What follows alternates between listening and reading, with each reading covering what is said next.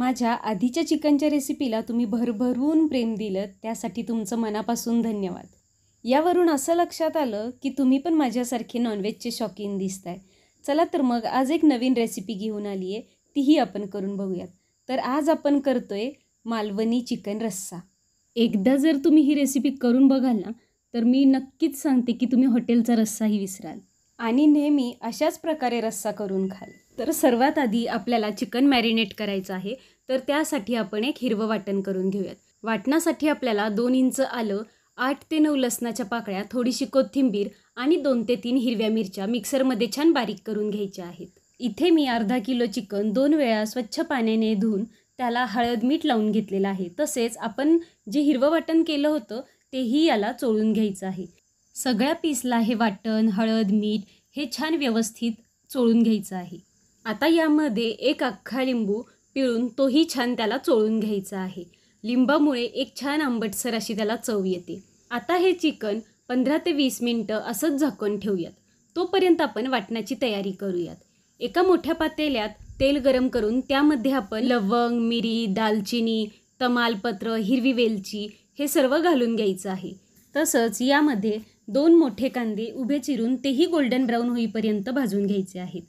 आता आपला कांदा छान गोल्डन ब्राऊन झाला की यामध्ये 1 इंच आलं, 3-4 लसणाच्या पाकळ्या आणि थोडंसं किसलेलं खोबरंही घालून ते पण गोल्डन ब्राऊन होईपर्यंत भाजून घ्यायचं आहे. आता आपला कांदा आणि खोबरं छान भाजून झालेलं आहे. ते आपण आता थंड करायला ठेवूयात. आता चिकन फोडणीला घालण्यासाठी आपल्याला एका मोठ्या पातेल्यात 3 चमचे तेल घेऊन त्यामध्ये 1 मोठा कांदा बारीक चिरून घालायचा आहे. आता कांदा छान गोल्डन ब्राऊन होईपर्यंत आपण मगाशी भाजलेला कांदा आणि खोबरं मिक्सरमध्ये छान बारीक करून घेऊयात. आपल्याला याची एकदम स्मूथ अशी पेस्ट हवी आहे, त्यामुळे याच्यामध्ये थोडंसं पाणी घालून ते मिक्सरमध्ये बारीक करून घ्यायचं आहे. हे पहा, वाटण वाटेपर्यंत आपला कांदा छान असा गोल्डन ब्राऊन झालेला आहे. आता यामध्ये 1 टोमॅटो बारीक चिरून तोही परतून घ्यायचा आहे. टोमॅटो अगदी मऊसर होईपर्यंत शिजवायचा आहे. 1 ते 2 मिनिटांमध्ये आपला टोमॅटो छान मऊसर शिजतो. त्यानंतर त्यामध्ये आपल्याला 2 मोठे चमचे काळा मसाला, कलर येण्यासाठी बेडगी मिरची पावडर, 1 चमचा धने जिरे पावडर आणि चवीनुसार मीठ घालायचं आहे. मगाशी चिकन मॅरिनेट करण्यासाठी आपण 2 चमचे मीठ घेतलं होतं, त्यामुळे आता अगदी मसाल्यापुरतं थोडंच मीठ घालायचं आहे. हे पहा, आपल्या मसाल्यांना काय छान तेल सुटलेलं आहे. आता यामध्ये आपण मॅरिनेट केलेलं चिकन घालून घेऊयात.